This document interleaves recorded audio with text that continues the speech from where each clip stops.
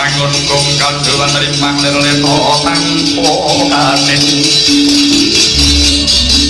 yen tantul senggut yaku tomo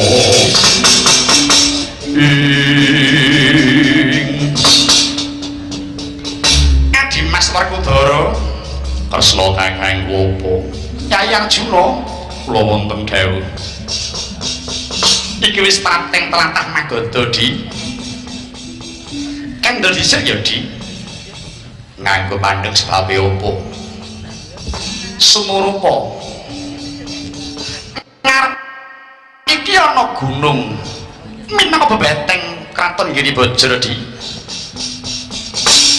iki jenenge Gunung Cetyaka Yai Gunung Cetyaka iya lan kemudian wis padakno pucuk gunung kae ana tambure Yai elok ing kahanan nadyan tambur kae ora ditabuh nanging sauger ana wong teka mangka dudu wong Giribajra tambur mau bisa muni dhewe Yai kok bisa mengkono sebabe apa kuwi ana critane Yai kados pundi cariyosipun kepareng kula nyuwun dawuh Koko Prabu mengkene critane Narendra Giribajra ingkang sepuh jejuluk Prabu Briyadata sang nata mau darbi garwa cacahe loro nanging garwa loro mau durung darbi putra kabeh usana Prabu Briyadata nindakake tapa brata marang Gunung Himalaya nyuwun marang Kang Karya Jagat muga ing kapin maring ana momongan iya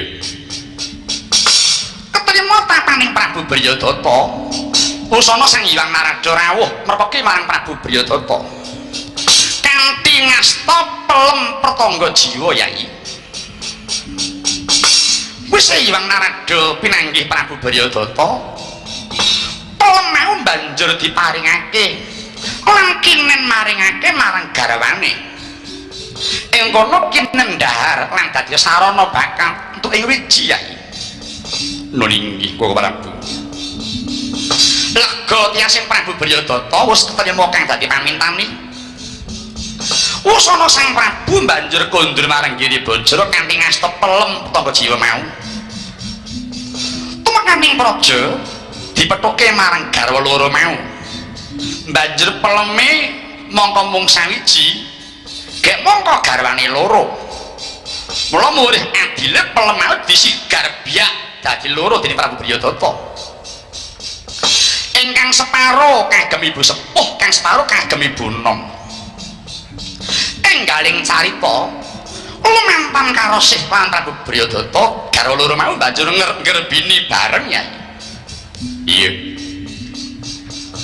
titiwan cilak ing punang jabang bayi garwa loro mau babaran bareng ana kaelokan bayi mau lahir saka nggawa garbaning ibu mung separo Yai nun inggih saka lingsening Prabu Briyadata bayi mau banjur diguwang menyang madyaning alas sawijining dina ana Gandharwa wadon ngupaya mangsang daging menungsa lumaku ana tengahing alas jenenge Nyai Jara kedadak nemu bayi kang mung separo banjur digathukake dening Nyai Jara setemah bayi mau malah urip tur lanang Yai nun inggih dening Nyai Jara bayi lanang mau dijenengke Jarasandha Jarasandha iya banjur diopeni dening Nyai Jara iku mau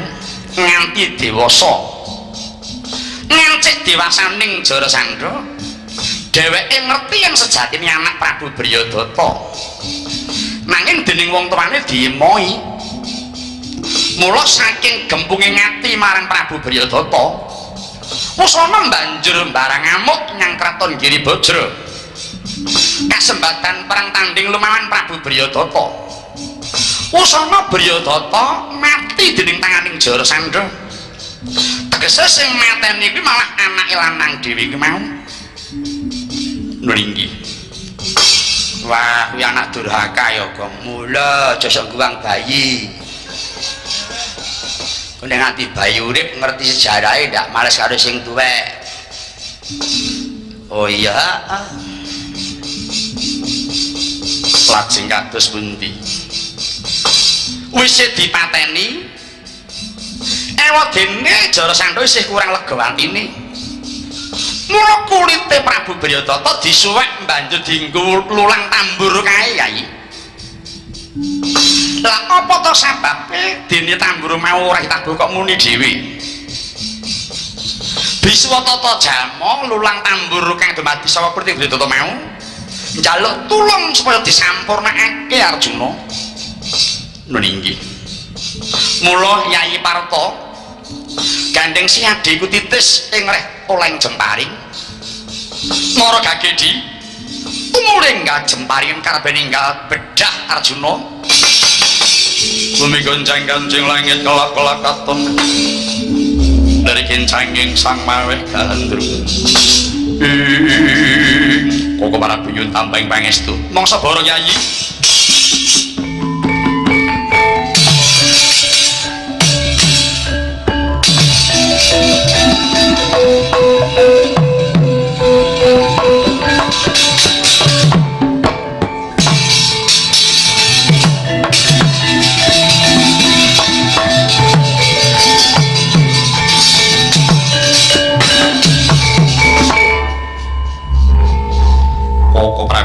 Apa di kelampan bedah tamburipun sarta wangsul kutah ludira Koko Prabu. Nah, syukur bagi sewu Yayi. Wah, titis jemparingmu Nuninggi. Wis kelakon bedah lulang tambur kae. Ketitik gamanmu bali kanthi kutah ludira. Kang mangkono nyata siadis bisa nyampurnake marang Kulite Bryodata, Yayi. Koko Prabu Nuninggi. Kejaba wis bisa nyampurnake lulang tambur. Engkene Prabu Jarasandha mesti ora bakal nyumurupi marang tataning wong liyan negara. Sapawis ora ana tengara, Yayi. Nringgi. Ya Gong mulih Gong rasah melu gawat kok, Gong. Wis nunggu nang kene wae rasah melu. Ewadene Werkudara ana becike Prabu Jarasandha sithik. Apa becike? Diperintahake dening Prabu Jarasandha kabeh warga Giribajra ora kena gendak sikara marang Brahmana. Iya. Kang mengkono di kanggo raharjane laku, ayo padha ingsun kanthi ngagem cara Brahmana, Yayi. Mengkono iya, ing pengajap aja nganti awis larani. Namung estokaken dawuh. Lan tak pundhut padha ganti jeneng sisik ya di Nuninggi. Iya. Piye ponakan kowe nderek apa ora? Yen kowe nderek kudu ngagem cara Brahmana slamet uripmu. Oh nggih, nderek. Kowe apa nggawe sandangan pendhita? Golek sewan to, Le? Yang ngene Mas Yata kono. Saleh jeneng lho, ah, wah golek jeneng. Pun Kakang peparak Begawan Patma Wicitra. Aku jeneng Begawan Jayaloka. Kula Parta Sandi. Kowe sapa, Tru? Somo Ngalimun. Malah wong Karang Dawa. Kanthi jeneng Begawan Somo Ngalimun. Ben ra ketara. Ayo budal di. Ayo tak dereke.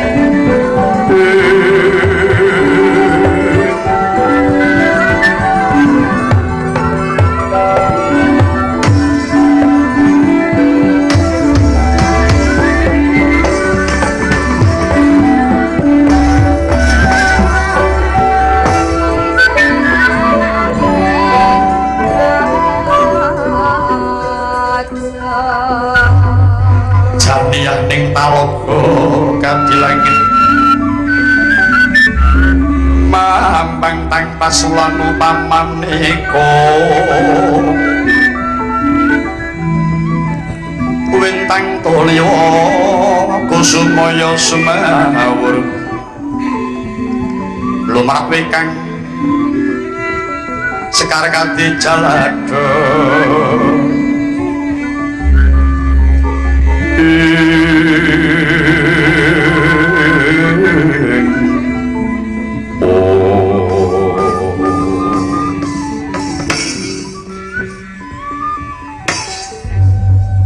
latar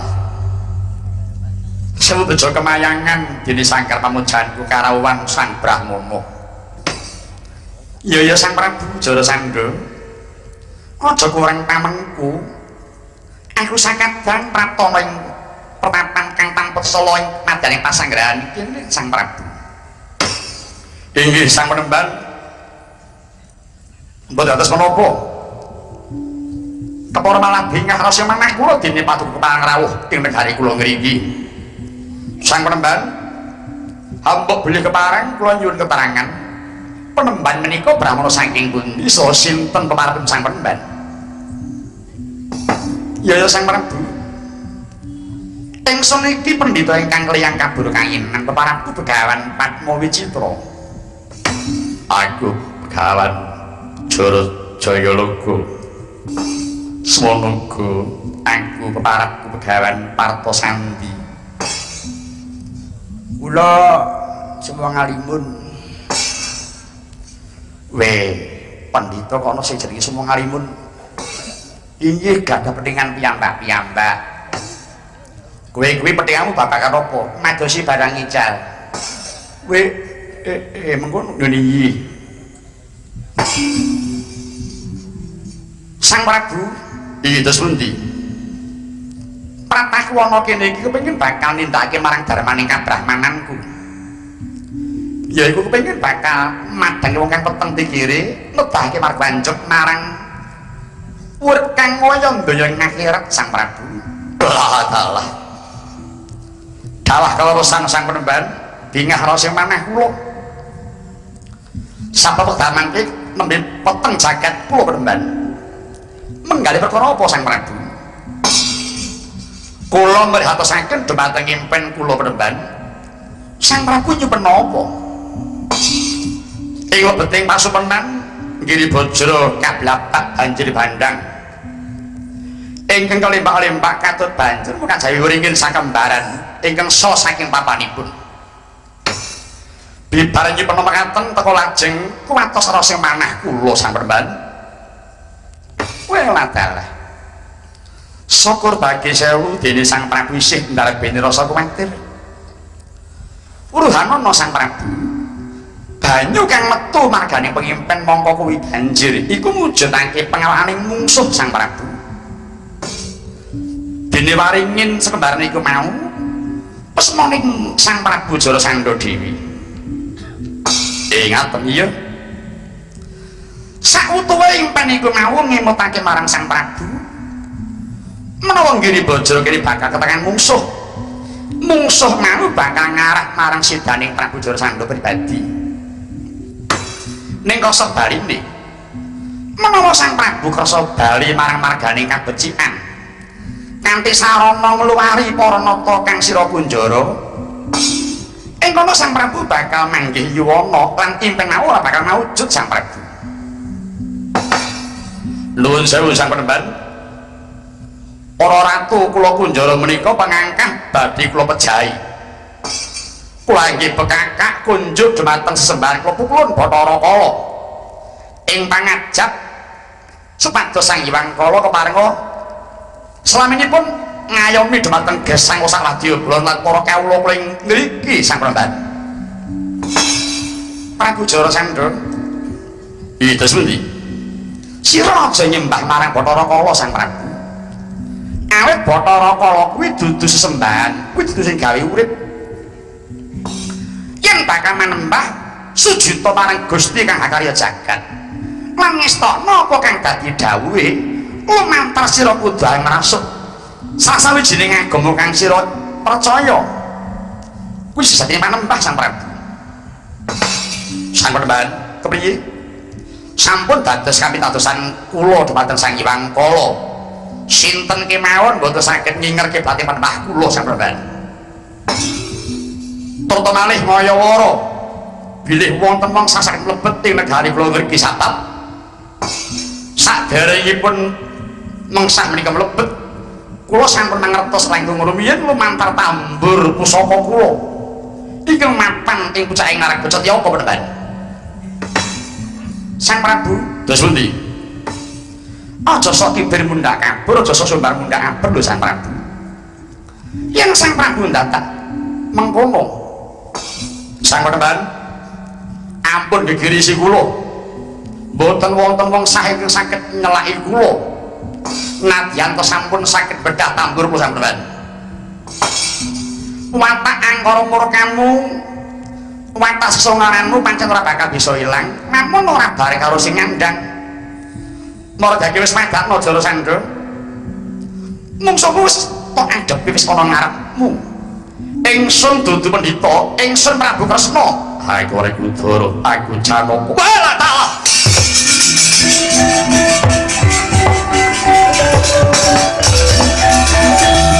kakian tulisan kapirangmu pernah kau kinempet tempet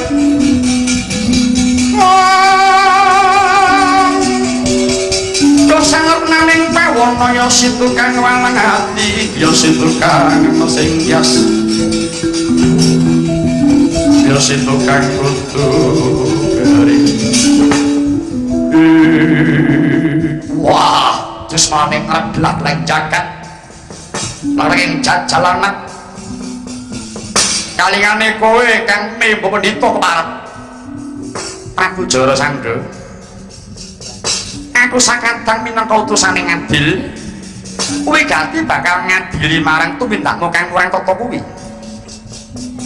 persajan menawa kowe ora enggal ngluwari marang ratu kang sira kunjara kae ya ing kene tuli bakal ninjut napa jahanam nyawamu Prabu Kresna ana apa kowe mung bathi sara nyawa kali marang Jara Sandha ora sahaken bicara saiki kowe mung kari milih kepengin perang mungsuh sapa apa Prabu Kresna apa pilih Werkudara apa pilih Janaka apa pilih Petra kula mboten kula mung tukang gawak tas kali jengkle kok walah dalah Prabu Kresna mungsuh kowe menang ora kondang kalah ngisi di sini mungsuh Jarawa Sangga pilih sapa ngejoki wedang ning mburi pilih Werkudara sedeng bobotmu maju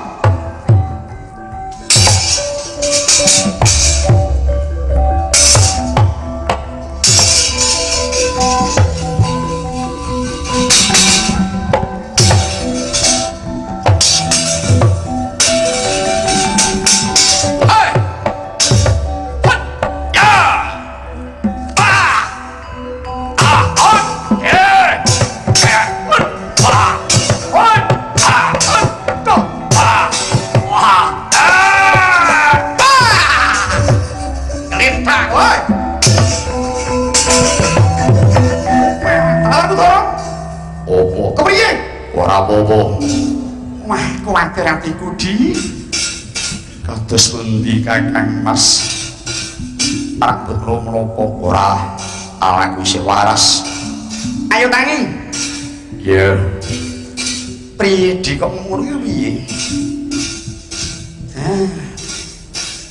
marake nyendake umur wong wis saged aja brak-brak mbok pun kuat kita den mung kurang setengah jam ini mula nggih jamu niku penting suntik sing miliki ora gelem kuwi tembung apa Jara Sandha tak genteni ya moh lho moh di ing gelem aku genteni mboyem sake Kakang Mas genti aku wae ora sudi Kula napake mboten gelem kok Dek. Menurut aku elek ya dimoy. Pakudara, opo?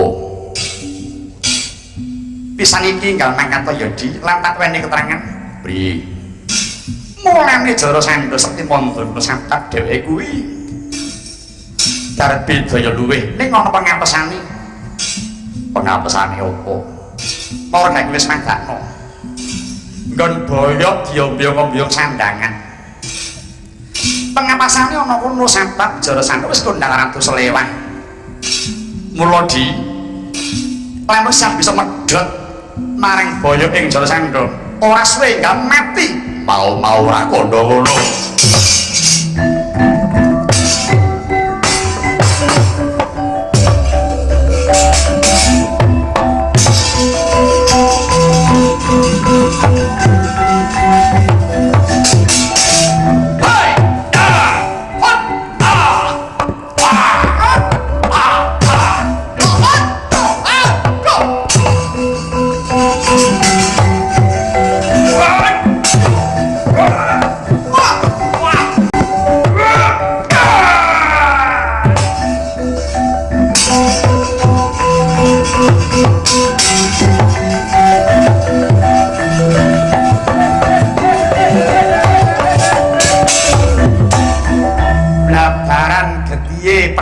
Boyo ing Jara Sandha dadelan atine. Wah, Pakudara temonjo nyambut gawe mudi. Kakang Mas Bingah manah kula sampun kelampan mejahi Jara Sandha. Pakudara, opo? Iki durung rampung Yai. Karepmu piye? Tang yo dhisik. Yo piye? Iki Jara Sandha kudu digawe nyang Praja Ngamarta kanggo tumbal. Mengkono iya. Yo digowo ya digowo. Mula dina iki aja ketanggungan Yadi. Para tumuli gawanen babar pisan. Mbok aja aku. Liyane aku. Aku wis nglakoni perang wis mati tak kon nggawa bathang. Apa kurang wong? Kon kakek ora kuat. Saya malih kula iki mboten kiyat. Liyane apa ora ana tenaga liyane. Oh iya, aku nggawa Hardi Petro.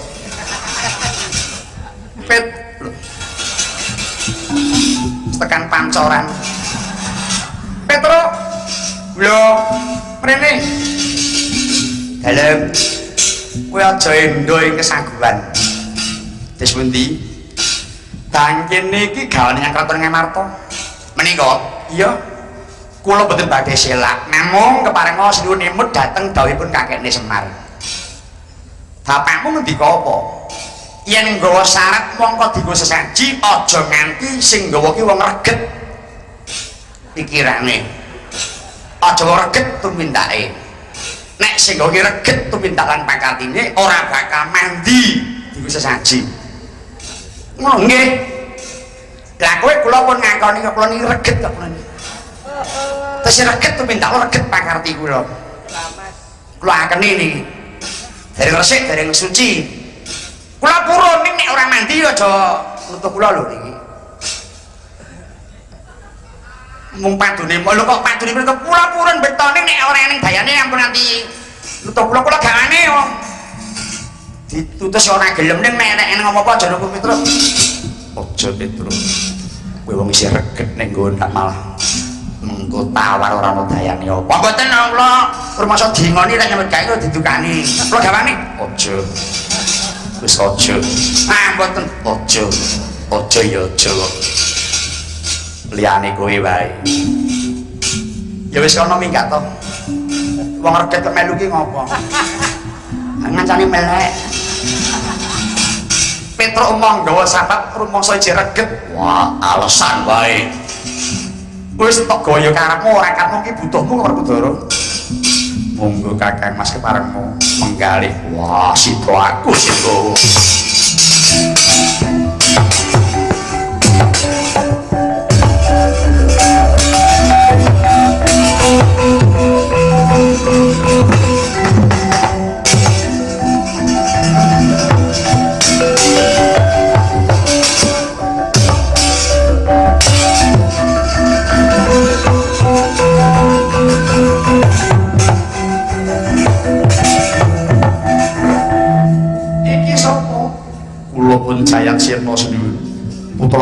Prabu Jarasandha.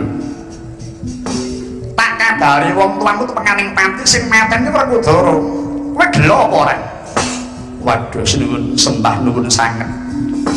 Dene Sang Bimasena dados lantang sedanipun Kanjeng Rama. Lho, kowe ora mrina datar pisan mboten. Sapap mboten gathuk rasukan Kanjeng Rama. Inggih Rama Seda malah merdika inggih bojo menika kangge sinuwun. Wah, dalah apik atimu Jayasena. Mengko ya wektu kowe tak dapuk dadi ratu ana kene nggih wong tuamu ya.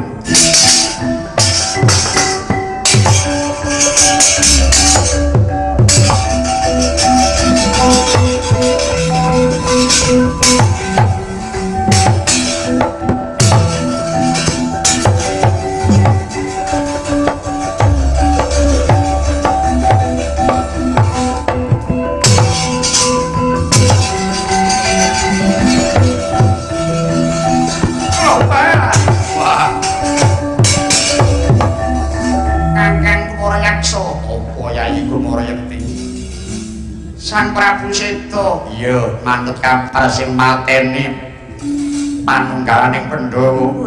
Lancalah malah wis jelu wali ratune Jayasena malah melu Nyang Amarta. Ditututi ayo lurung Nyang Amarta iki.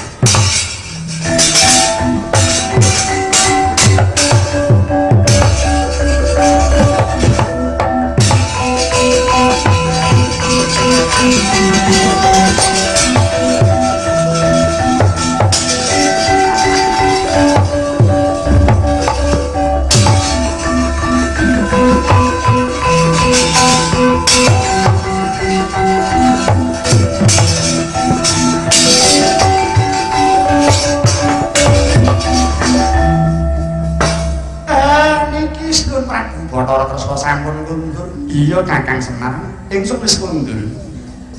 Kakang Semar, kula kepriye oleh nguyasa Pandhawa kagem para ratu? Apa wis petindakake Kakang Semar? Pandhawa menapa? Priye to Kakang? Maka ingsun bakal budayang Giribajra nek wis meling marang Kakang Semar. Nyuwun tulung gawe tarung kagem nyepiyup palengganing para nata kang bakal rawuh. Mangkono wali marang Kakang Semar. Kula kesupen sinuwun. Wah, wis ilakane jalma. Dapuk panitia kok lalen iki piye to, Pak? Mung iki barang penting. Wong adalah Kakang Semar, Kakang Semar. Kepriye Kakang mongko mung hari dina sesuk-esuk tak kuping gawe. Jebul iki suwung durung ana taun kepriye Kakang Mayantara. Mongko kesempatan yang sedya tasakuran Yai Puntadewa pasrah marang aku. Yen nganti dina sesuk ora ana tarupe kanggo palengganing para Narendra. Luwung gelem wae guluku iki Kakang Semar. Aku panten timbang wirang uripku Kakang Semar. Piye to, Mon? Mbok ndek iki ora saguh dadi. Saguh kok ora ditindakake kepiye to Kakang iki? Sinuwun nggih wonten pasrah gawe pendhapa ya wong tuwek, monggo Semar mung gawe mung guwak iki prapatan. Didhawuhi gawe pendhapa kepiye? Tasamar pamoring sosmo sinok maya winah ya ing nyasepi sinimpang pawenging kalbu pambukaning warana talen saking limplaya ing ayu pindhok sating sloso suting rasta dadi wae kaya mangkono dupi Sang Rasta masrahaken gesang dhateng Sang Mayantaka ndatah sakala Sang Hyang Ismaya kira nyandak ponang puncung telenging batin Sang Ismaya nyuwun marang Gusti kang karya loka mugi kesempatan kang dadi sedyalira wis nyawening kang panggalih sumaneh kang rasa pandang kang pramana tandha wis ana titik keparing Gusti kang karya jagat sigra Sang Ismaya muter giling Pandhawa kayangan kaendran ambung sakapenita ponang Pandhawa jelek wis prapo ing sakajenging kraton Ngamarta.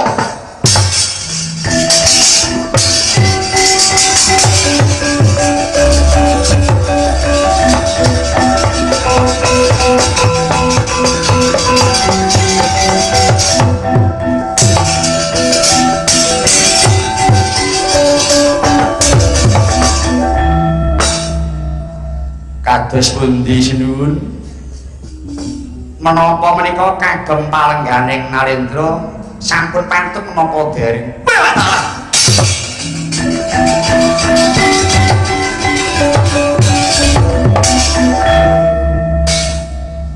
Kula nyuwun pangapunten kula Nismaya. Nggih, dawuh sami-sami. Ing Macapada dereng wonten pendhapi kados mekaten endahipun pukulun. Mboten ngokah, mboten aneh yen Macapada dereng enten. Langkah menika pendhapa kaendran kula bedol. Kula boyong mriki kok, Den. Weladal. Niki pendhapa kaendran. Iya. Tadi sing duwe nesu pripun? Sing arep nesu sapa? Indra apa wani nesoni aku? Tekan guru sing tok ora wani nesoni aku. Aja sing tak bodho, tak jol sing elik-elik sapa? Ya ampun dodolan gitu.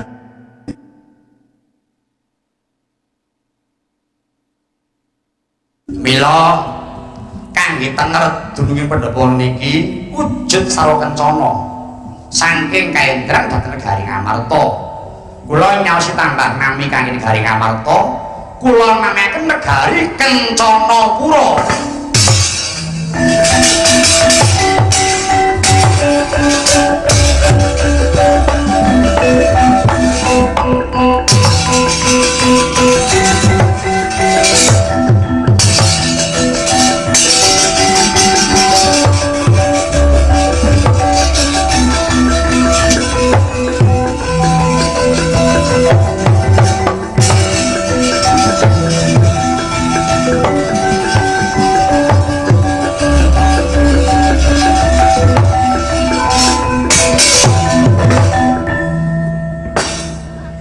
Eyang Prabu, Eyang Remban, Saha Purnarendra ingkang kepareng rawuh kula saged ngaturaken genging panuwun kepareng amin nangkani iki dados penyuwun kula Eyang Prabu.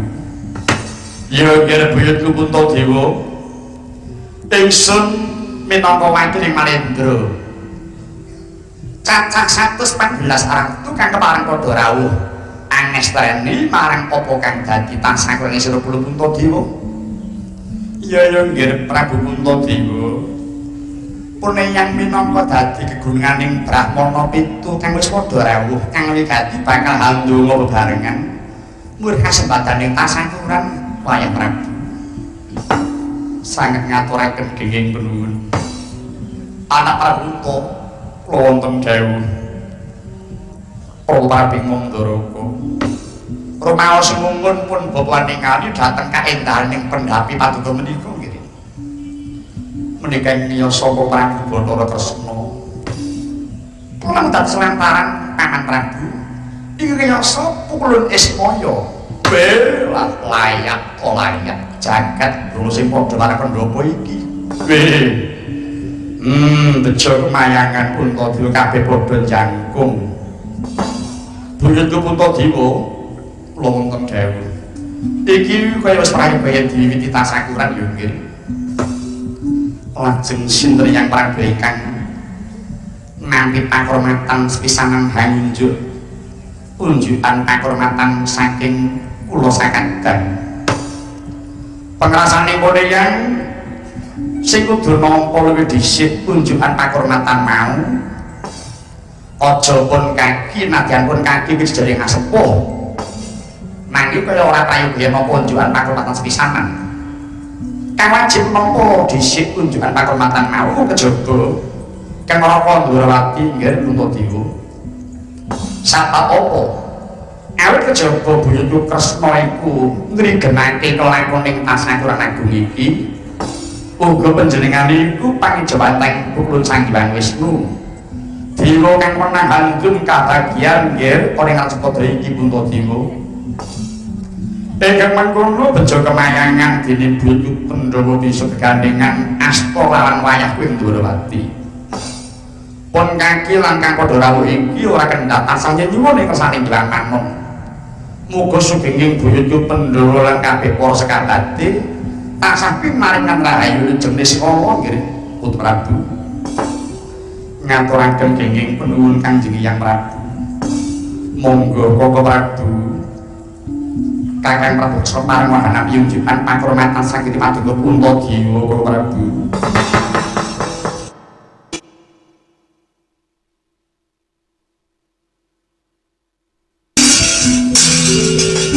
Leleno Pangko Haden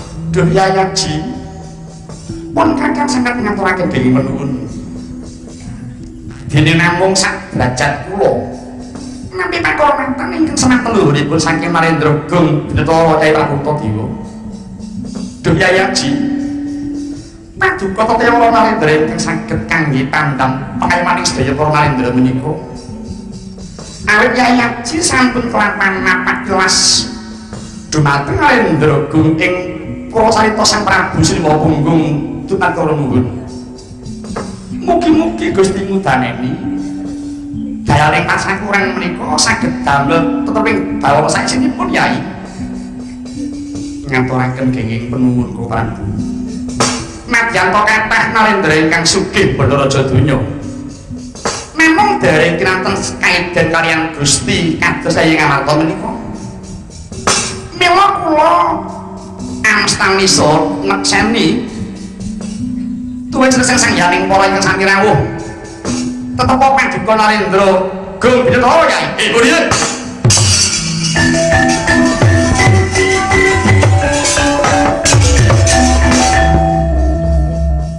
para Narendra aja padha nekseni dhisik Prabu Kresna ing atase kowe kuwi mung lagi nyekel gelase wae kok wis mendem ketitik rembugmu kaya wong ora waras Kresna kowe kok ngarani Puntadewa Ratu Agung kuwi sing agung ki apane sepira bandane Puntadewa sepira tempaning Pandhawa kok banget oleh nyundul poyo kabeh sing rawuh iki wis mudeng Puntadewa entuk kamukten kuwi aja diwelasi karo Kakang Duryudana moka yen to bisa mukti cokot tekan pertanyaan iki lah kok kowe ora ngelambur nganti tekan jagat oh Kresna kowe ngalemo Pandhawa ki wis ana empere sabab kowe iki ratu kemladhean cekake ora nemplek Pandhawa kuwi masa urip kok Kresna saking Ratirata kuwi wah oleh ngompak Kresna baneten ratu tuwek wis ora ngerti udur kata mernake wae wong sing ora pecus sing diompak ora kuat banjur gembelo sirahe pendem dikeploki oh Kresna lah ya wong gedhemu kuwi ya ngono traing desa lho ya ora weruh marang tata krama aku ora sudi nekseni rebuking Kresna sing ngandhang Ratu Agung marang Kakang Duryudana nek kon nidak ita sirahe Kresna lah ayo padha tak warai dhewe iki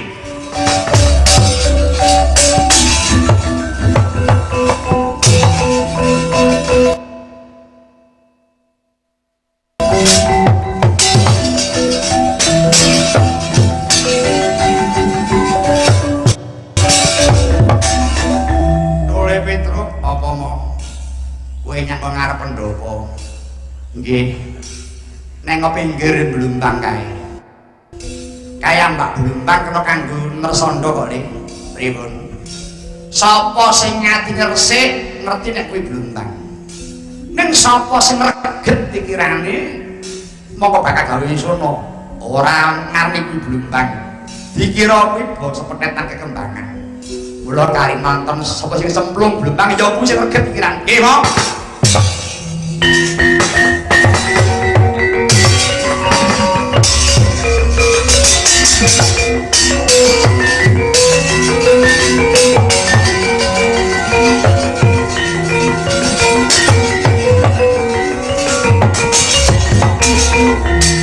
aman siguni kula wonten wah surat buta rubuh kabeh bodho nekseni nggone tasakuran para pendho wajan ngewak-ewake Puntadewa wis nekake ratu luwih saka 100 ratu melarat kabeh sing padha teka kene Ora mudeng digawe kedipat unta kaya manut. Wah, endah temen Pandhawa iki. Wah, dedejan semugih tenan iki Pandhawa iki. Ya sependhawa kok ngedap-edapi. Ayo paman, mlebu nyang pendopo nonton di sini pendopo. Kula dherekaken seniun. Jemangka Sang Duryudana. Wonten Blumbang dikira babut digelar. Jemangka ing suku nyemplung Blumbang gergemur kang sampeyan nyuraki. Ayo kan.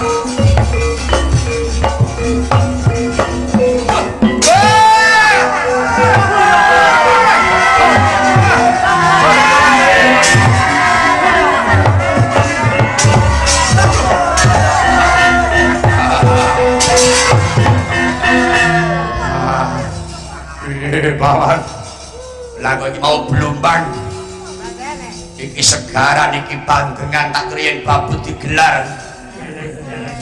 Aduh wedi banyu malah kejarak lah tak kira babut jebul iki mau segaran. Wah Pandhawa Kawirang kalau padha nyuraki para narendra sak sekampate. Wah dombalangi apa-apa.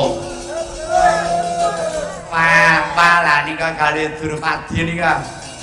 Temu panggungan nika ajeng napa nika? Prabu Duryudana, Prabu Duryudana. Atimu reget ora resik titik ora ngerti marang segaran kang tok liwati. Ketoke melekne tram jebul. Ora beda wong tuamu Prabu Duryudana. Lah parah. Wah,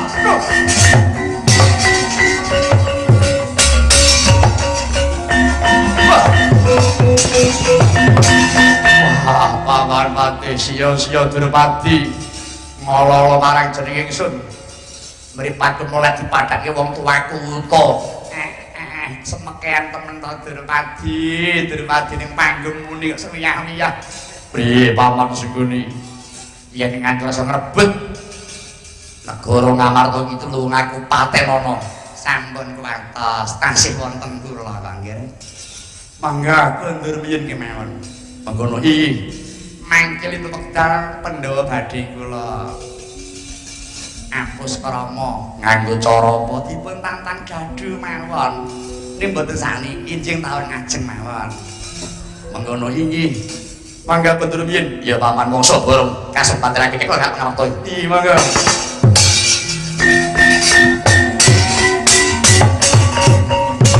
Tunggu tanggal mainnya bener.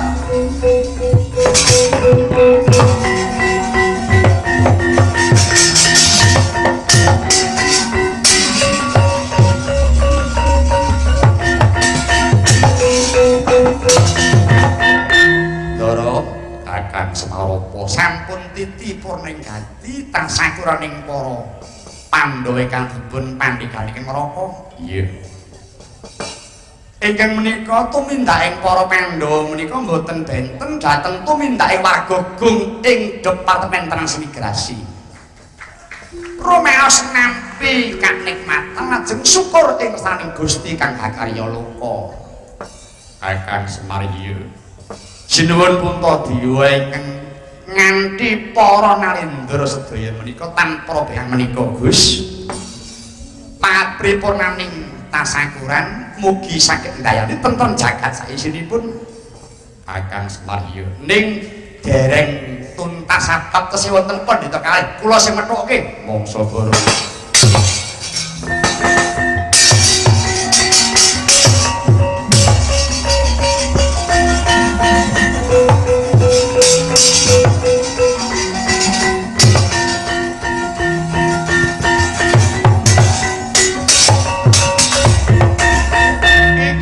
Begawan Kumarayekti, Kumarayaksa.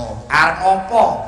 Arep golek sing mateni Prabu Jara Sandha. Sing mateni Darak Werkudara. Aku bakal belani. Nek belani mungsuhmu Semar. Lho, tak kroyok karo loro iki. Aja loro ayo sak balamu jangan kabeh. Nek mripatku mok tutupi karo nek babi mbok cetok angkusi ae.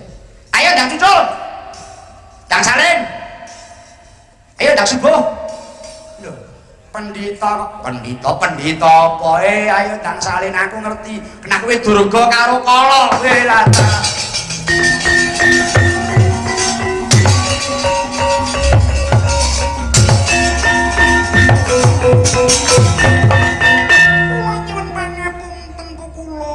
Kula inggih nyuwun pangapunten. Kowe do yak-yakan pun ditepe janjan mriki arep apa to? Kula namung ngrencani Bathara Kala. Pukulun kula menika lugunipun ngemutaken dhateng Jarasandha sampun ngantos nyembah dhateng kula. Namung piyambakipun boten purun nampi atur kula. Mila kula lajeng pados cara kados putus pados sirna pun Jarasandha sampun ngantos lajeng nyembah kaliyan kula pindah murupi awon dhateng sanes-sanesipun. Sampun kasembadan sedya kula ketitik Jarasandha semecah saking tangane Werkudara. Menika bingah manah kula. Ngono to karepmu? Inggih, apik wektu iki atimu. Ngono inggih. Kula dipun biyantu kalian ibu kula inggih bojo kula menika. Kok malah kisruh ibu kok bojo ki piye? Kok iki nggih ibune nggih bojone kok kula. Adik anak kok nguntal ibuke kok kurang wong. Inggelaken katen kawontenanipun. Iki wis paripurna lentasaken kurang kuwi padha bali yo. Nyuwun pangestu. Kula nyuwun pamit. Nek bali aja ngomong loro, balamu jan kabeh. Jin setan priprayangan ora kena kari ning transmigrasi kene. Kudu minggat kabeh. Sak pungkurmu dapatake transmigrasi kudu wilujeng Niskala, aja sampe kala apa-apa. Nuswantara kudu rahayu sabab wis kinggatan jin setan priprayangan. Nyuwun pamit kula. Nyuwun pamit kula.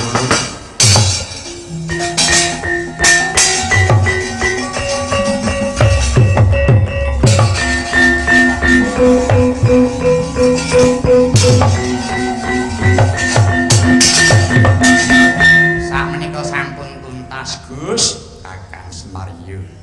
Saka bungah kuwi arep joget kanggo tandha syukurku. Semanten ugi kula ingkang ngayahi wajib rumaos kathah marang kelepatan kula. Kunjuk dumateng Bapak Menteri Transmigrasi, Warga Transmigrasi saha para pamriksa, kula sadherek nyuwun gunging samudra pangaksami. Pungkasane ngatur Santi Departemen Transmigrasi tansah mangke wilujeng Niskala, tansah mangke hayu rahayu. Akhirul kalam, wassalamualaikum warahmatullahi wabarakatuh.